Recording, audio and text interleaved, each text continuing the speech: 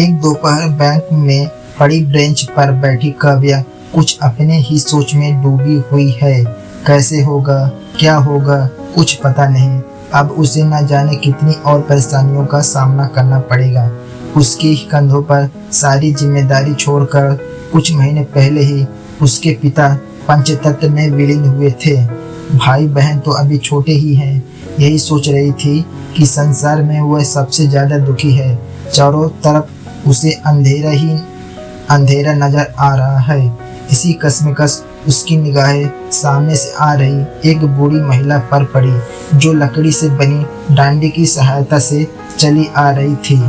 दुखी, लाचार, बेबस, अपनों की सताई हुई देखकर कांप उठा मेरा मन, तड़प उठी मेरी आत्मा।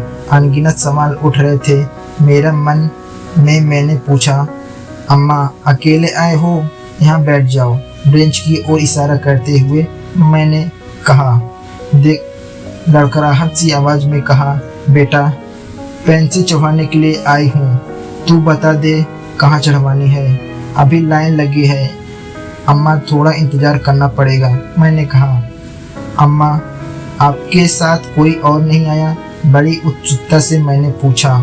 मेरी जिज्ञासा बढ़ती जा रही थी और पूछने पर बताया कि 3 बेटे और 2 बेटियां। बेटे अपनी पत्नियों के साथ शहर से बाहर रहते हैं और बेटियां अपने अपने घर। कहते ही उनके आंसू छलक आए। आप उनके साथ क्यों नहीं रहती? आगे मैंने पूछा। मैं अनपढ़, गंवार और उनकी बीवियां पढ़ी लिखी, उनमें मैं कहाँ हूँ जो अपने साथ रखेंगे? सिसकती आवाज में उन्होंने कहा। कितनी तड़प थी उनकी सांसों में।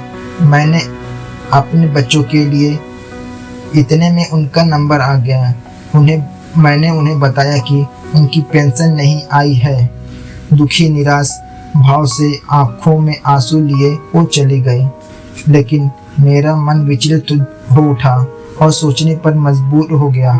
एक माँ अपने बच्चों को पालने के लिए क्या क्या नहीं करती।